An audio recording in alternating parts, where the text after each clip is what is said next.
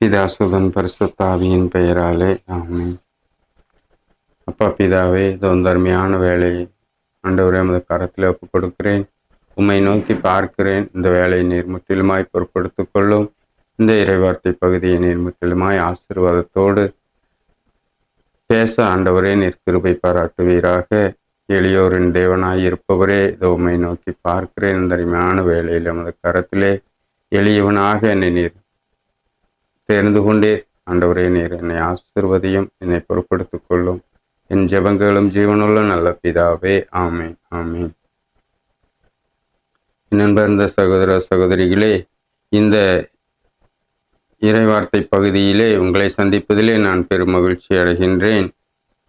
முந்தின இறைவார்த்தை பகுதியிலே ஆண்டவர் இயேசு கிறிஸ்து என்னை அனுப்பினார் என்று சொல்லி அந்த இறைவார்த்தையை குறித்து ஆண்டவர் சற்று தெளிவாக ஆழமாக நமக்கு கற்றுக் கொடுத்தார்.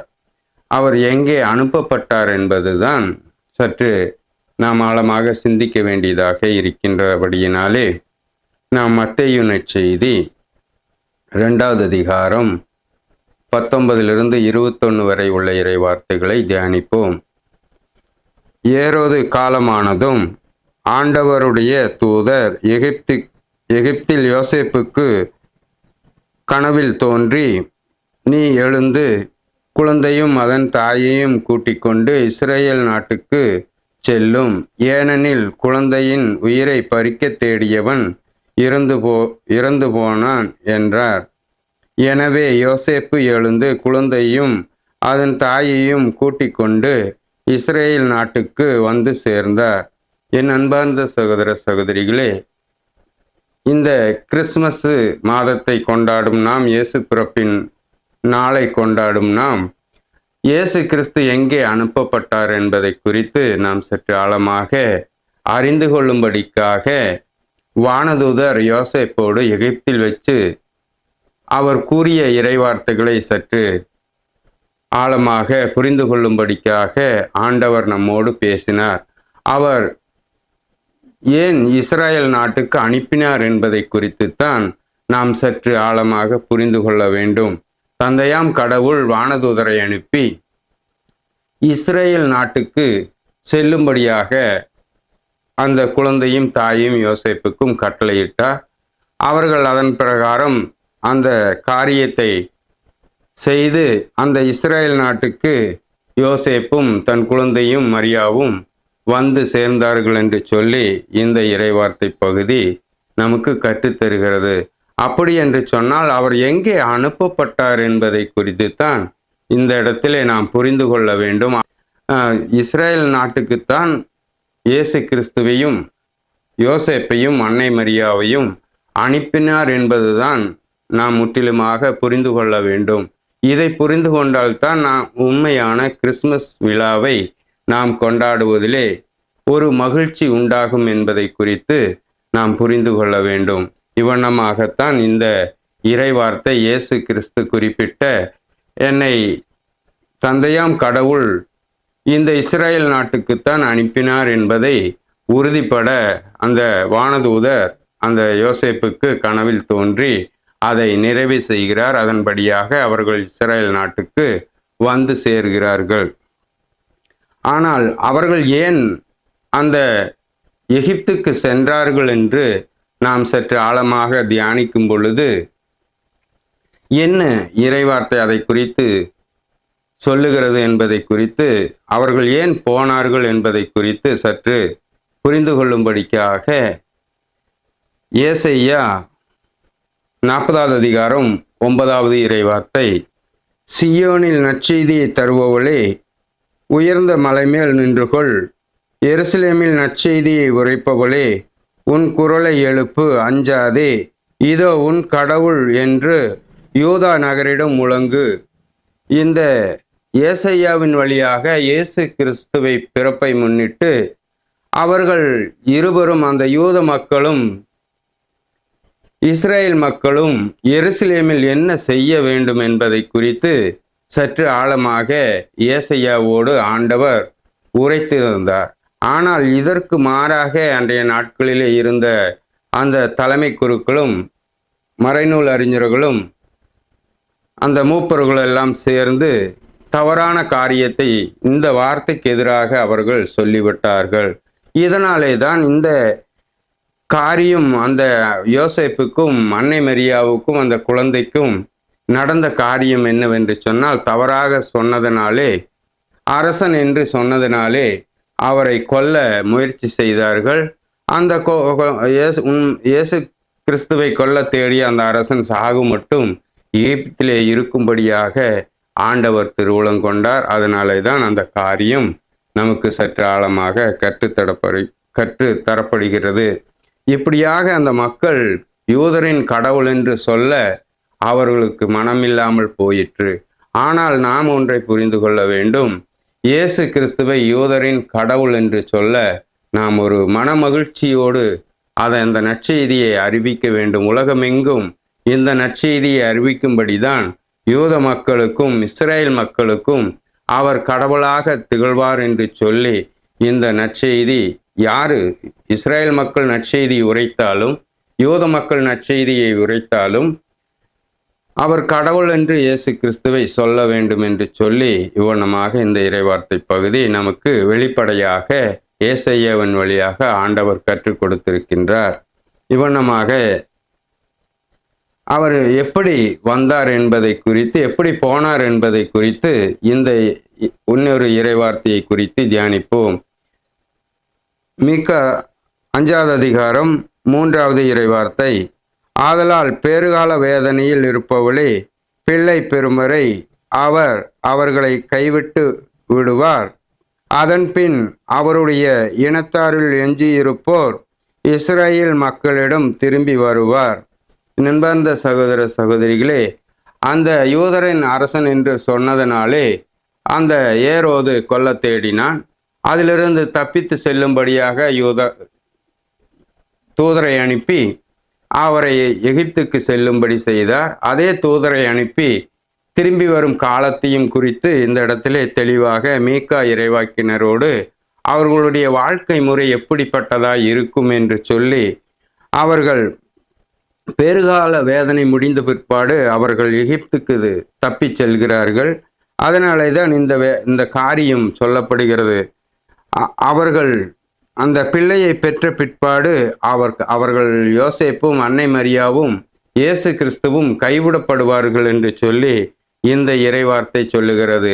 அதன் பின் அந்த காலம் முடியும் வரை ஏரோது மரணம் அடையும் வரை ஆண்டவர் பொறுமையாக இருந்து அதன் பின் யோசேப்புக்கு கனவில் தோன்றி அதை நிறைவு செய்கிறார். வண்ணமாக இந்த இறைவார்த்தை நிறைவேறியதை குறித்து நாம் சற்று புரிந்து கொள்ளும்படியாகத்தான் ஆண்டவர் அந்த காரியத்தை அந்த யோசேப்பின் மரியாவும் பட்ட துன்பங்கள் பாடுகள் எவ்வண்ணமாக இருந்தது என்பதை புரிந்து கொள்ளத்தான் இந்த இறைவார்த்தையை ஆண்டவர் நமக்கு கற்றுத்தருகிறார்.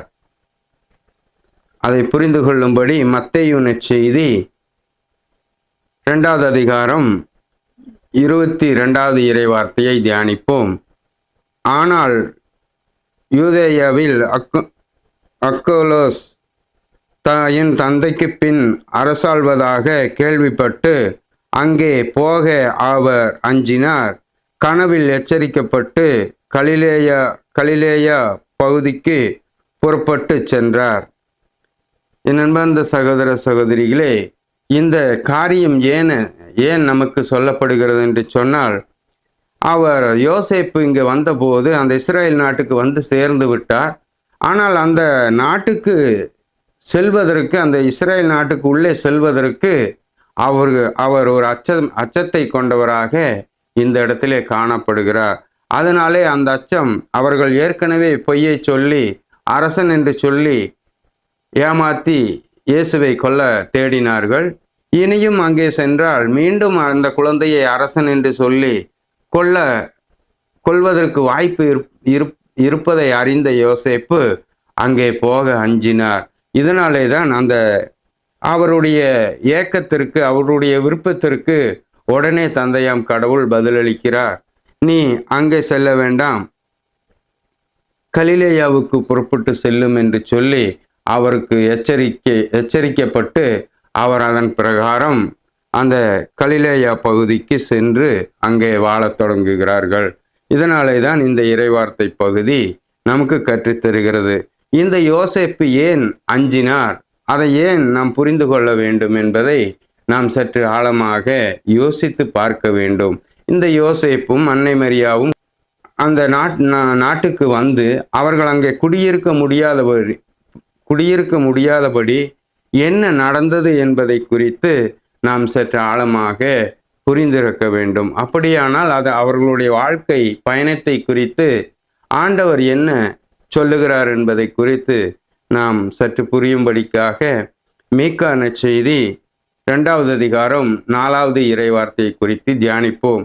அவர்கள் ஏன் அந்த கலிலேயா பகுதிக்கு அனுப்புகிறார் என்பதை குறித்து தந்தையாம் கடவுள் அவர்களை அனுப்புகிறார் என்று சொல்லி நாம் சற்று ஆழமாக புரிந்து கொள்ளும்படிக்காக இந்த இறைவார்த்தை பகுதியை தியானிப்போம். அந்நாளில் மக்கள் உங்களை பற்றி இரக்கப்பா இன்றி அதோ நாங்கள் அழிந்து ஒளிந்தோம், ஆண்டவருடைய மக்களின் உரிமை சொத்து கைமாறிவிட்டது, நம்முடைய நிலங்களை பிடுங்கி கொள்ளைக்காரர்களுக்கு பகிர்ந்தளிக்கின்றார்கள் என்று ஒப்பேரி வைத்து புலம்புவார்கள்.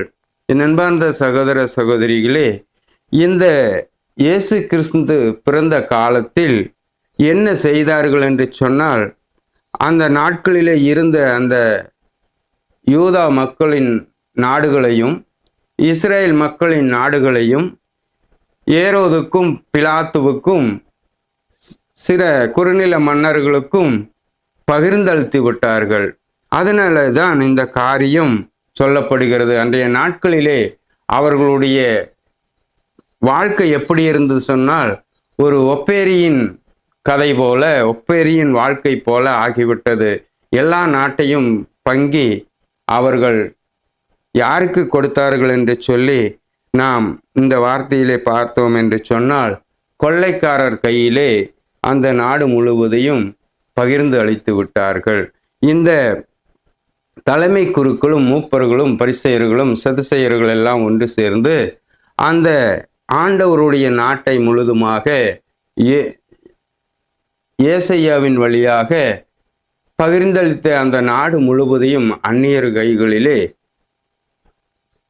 கொடுத்து விட்டார்கள். இவ்வண்ணமாக அவர்கள் செய்துவிட்டு ஆண்டவருடைய திருப்பெயரை விளங்காமல் இருக்கும்படிக்கு, கடவுள் என்ற பெயர் விளங்காமல் இருக்கும்படிக்கு அரசன் என்று சொல்லி அன்றைய நாட்களிலே அவர்களை அன்றைக்கு வாழ்ந்த மக்களை ஏமாற்றி விட்டார்கள்.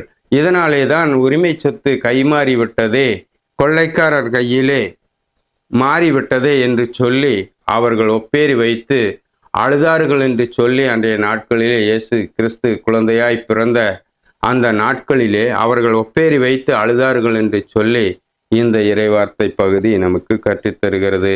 இவ்வண்ணமாக ஆண்டவர் முற்றிலுமாக அவர்கள் செய்த காரியத்தை குறித்து, அவர்கள் செய்த தவறை குறித்து ஆண்டவர் நமக்கு கற்றுத்தருகிறார். நாம் இதை புரிந்து கொண்டு இஸ்ரேலின் குடும்பத்தாரிடையே தான் இயேசு அனுப்பப்பட்டார் என்ற அந்த உண்மையை அறிந்து கொண்டு நாம் உண்மையான கிறிஸ்துமஸை கொண்டாடுவோம். அதனாலே தான் இயேசு கிறிஸ்துவும் நாயின் ஒரு பெண்ணிடம் தன் மகனுக்காக வேண்டும் பொழுது, நான் இஸ்ரேலின் மக்களிடையே காணாமல் போனவரிடமே நான் அனுப்பப்பட்டேன் என்று சொல்லி ஆண்டவர் இயேசு கிறிஸ்து நமக்கு சற்று தெளிவாக ஆழமாக கற்றுத்தருகின்றார். இந்த உண்மைகளை புரிந்து கொண்டு ஒரு மகிழ்ச்சியின் கிறிஸ்துமஸை கொண்டாட நாம் ஆயத்தமாவோம். இந்த உண்மையிலே நாம் நிலைத்திருப்போம். ஆண்டவர் இயேசு கிறிஸ்துவை குறித்த இந்த நற்செய்தியை ஆண்டவர் நம்மோடு பேசினதற்காக ஆண்டவருக்கு நன்றி செலுத்துவோம். எங்கள் அன்பின் பரலோக பிதாவே, அப்பா பிதாவே, இந்த வேலையை நீர் முற்றிலுமாய் ஆசீர்வதித்தீர். உம்முடைய திருவுளம் நிறைவேற ஆண்டவரே இறைவார்த்தை பகுதிகளை எனக்கு காண்பித்து தந்தீர். இந்த உண்மையுள்ள வார்த்தைகளை ஆண்டவரே அநேகருக்கு சாட்சியாக மாறும்படிக்காக விசுவாசத்தில் நிலைநிற்பதற்காக ஆண்டவரே நீர் இந்த காரியத்தை செய்தீர். இதோ கொஞ்சத்தை கொண்டு நிறைவளிப்பவர் நீர் ஆண்டவரே.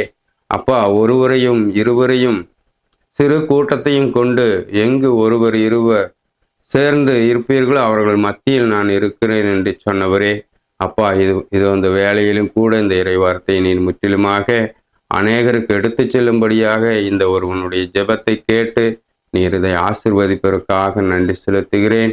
அநேகருடைய உள்ளங்களை மாற்றும்படிக்காக மனமாற்றத்துக்குள் கொண்டு வரும்படிக்காக ஒரு மனம் திரும்புதலை வைக்கும்படிக்காக அப்பா உம்மை நோக்கி பார்க்கிறேன். யூதருக்கு கடவுள் என்று சொல்லி ஒரு நம்பிக்கையை நீர் எங்களுக்கு கற்றுத்தந்தீர். ஏசையாவின் வழியாக இந்த ஏமாற்று வழிகளில் நின்று நாங்கள் உண்மையை அறிந்து கொண்டு உம்மை போற்றவும் உம்மை புகழவும் உம்மை ஆராதிக்கவும் நான் உமக்கு நன்றி செலுத்துகிறேன். எங்கள் ஜெபங்களும் ஜீவனுள்ள நல்ல பிதாவே, ஆமீன் ஆமீன். பிதா சுதன் பரிசுத்த ஆவியின் பெயராலே ஆமீன்.